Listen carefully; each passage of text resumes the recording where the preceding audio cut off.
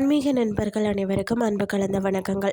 இன்றைக்கு நாங்கள் ஆன்மீகம் சம்பந்தமான பதிவில் 2 திருமுகங்கள் கொண்ட அபூர்வ சக்தி வல்லம் ஏ கௌரியம்மனை பற்றி பார்க்கலாமா வாங்க.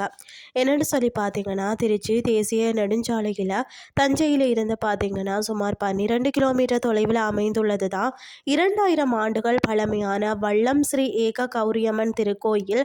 சோழ மன்னர்களின் போரிலையும் வாழ்விலையும் வழிகாட்டிய வழிபாட்டு தெய்வமாக திகழ்ந்தவராகவும் இந்த தேவி இருக்கிறாரா. இந்த திருவுருவ சிறப்பை பார்த்தீங்கன்னு சொன்னால், அக்கினி கிரீடம், 8 திருக்கரங்கள், அதாவது பத்ம பீட அமர்ந்த கோலம், அது மட்டும் இல்லாமல் அபூர்வ தோற்றத்தை பார்த்தீங்கன்னா ஒன்றன் மீது ஒன்றாக அமர்ந்த 2 திருமுகங்கள், தேவர்களை வதம் செய்ய கோரை பல்லுடன் ஒரு உக்ரமுகம், அது மட்டும் இல்லாமல் பார்த்தீங்கன்னா அடியார்களின் துயர் தீர்த்து அருள்மலை பொழிய அமைதியான சார்ந்த முகம், மற்றது பார்த்தீங்கன்னா கைகளில் சூலம், கத்தி, உடுக்கை, நாகம், கேடயம், மணி கபாலம், மற்றது பார்வதி தேவியின் அம்சத்தை குறிக்கும் கிளி.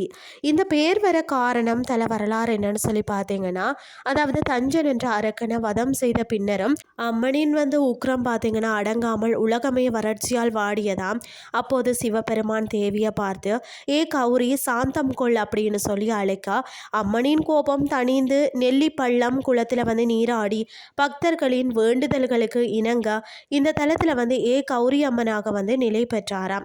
மற்றது சிறப்பு பரிகார பலன்களை பார்த்தீங்கன்னா, எலுமிச்சை பழசார பிரசாதம், அதாவது பார்த்தீங்கன்னா குழந்தை பெற வேண்டி வரக்கூடிய பெண்களுக்கு எலுமிச்சை பழமாக தராமல் அதன் சாற்ற பிரசாதமாக வழங்கும் தனித்துவமான நடைமுறை இங்கு மட்டும்தான் இருக்கிறதா. அடுத்தது ராகு கேது தோசை நிவர்த்தி. அம்மனின் இருபுறமும் ராகவும் கேதுவும் வீற்றிருப்பதால், அதாவது கால சர்ப்ப தோஷம், களத்திர தோஷம் மற்றது திருமண தடைகள் அகலும் சிறந்த பரிகார தலமாக விளங்குமா. ஆடி கடைசி வெள்ளிக்கிழமை அம்மன் அரக்கன வதம் செய்த நாளான ஆடி மாத கடைசி வெள்ளி அன்று பால்குடம் எடுத்தும் தீ மிதித்தும் பக்தர்கள் வழிபாடு நடத்துவது மிகவும் விசேஷமானது. துயரங்கள் தீர்த்து இன்பம் அளிக்கும் வல்லம் ஏ கௌரியம்மன் அருள் அனைவருக்கும் கிடைக்கணும் என்று சொல்லி கூறிக்கொண்டோம். இன்றைய ஆன்மீகம் சார்ந்த பதிவை நிறைவு செய்து கொள்கிறேன். இதே மாதிரி மற்றும் ஒரு ஆன்மீகம் சார்ந்த பதிவோடு உங்களை சந்திக்கிறேன். நன்றி.